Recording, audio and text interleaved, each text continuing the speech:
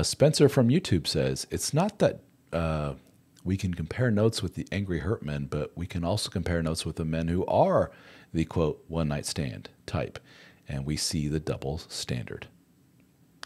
Yes, so what you're saying is, Spencer, we'd only compare notes as a bunch of guys getting hurt by women, women that presumably, in your example, went out and screwed around and had fun with Mr. Playboy type, only to settle down with Mr. Father type, I guess.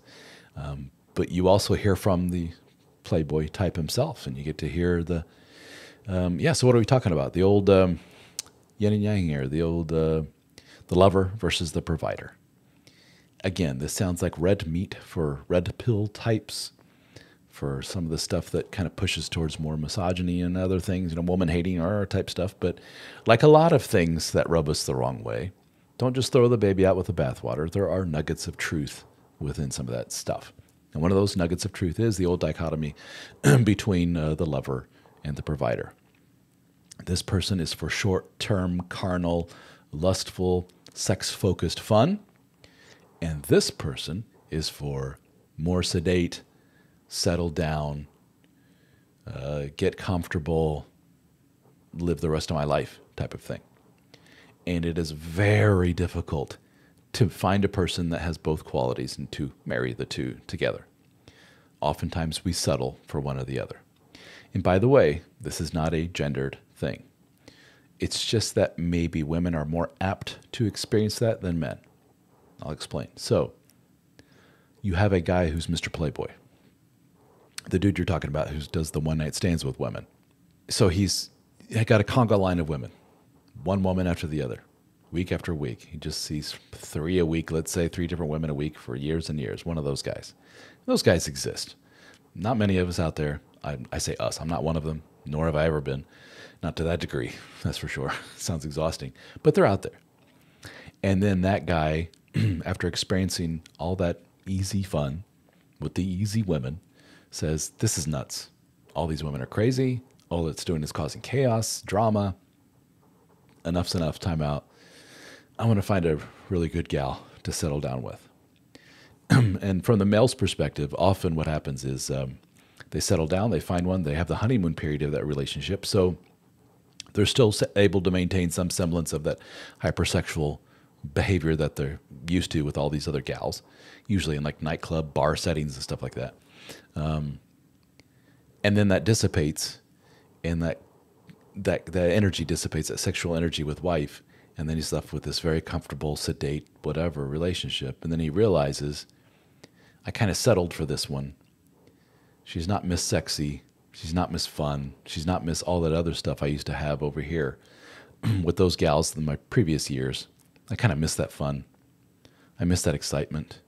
I miss that validation from all those women. Now I'm with this relationship with this gal and 2, 3 kids, and it's just like, it's stressful. It's boring in a lot of ways. It's very, very kid-focused. Well, this life over here was very adult, sex-focused. And he misses that. And by the way, those guys tend to cheat like crazy because I talk to them. Not often, but enough that I start to paint a picture for them. And what I just painted there, that's pretty much it. I've heard a bunch of those guys. So we have the old, what do they call it? The Madonna whore complex. She can be a real freak or whatever, and she can be super over-the-top sexual and very easy, as they say, promiscuous. I'll have fun with her, take her out, whatever, but I sure as hell ain't going to commit to her. Sound familiar, guys? This is what we're seeing from the ladies in our life.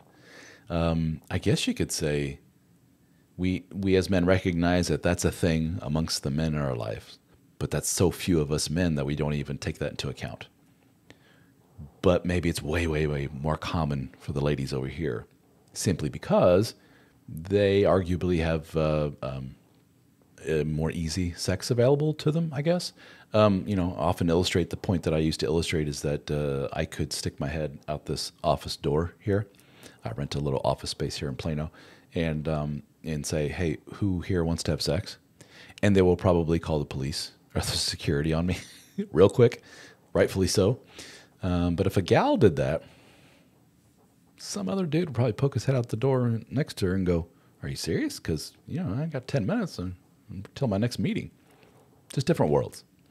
The wolves are always circling. That's what I tell a lot of women. There's always an opportunity out there. That's why I think we all know that. Let's be honest. Now, most of those dudes are creeps, weirdos, and women want nothing to do with them, but that's there.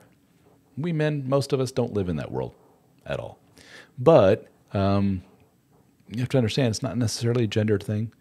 That exists. This one's hypersexual, super fun, but probably crazy. Definitely not relationship material. This one's more relationship material, but not necessarily super sexy fun. Wouldn't it be nice to have both in one person? I think that's what all of us men want. And a lot of us are finding like, that's almost damn near impossible. It's not impossible, but it's tough to find. That's for sure. And welcome to the wonderful, wacky world of relationships.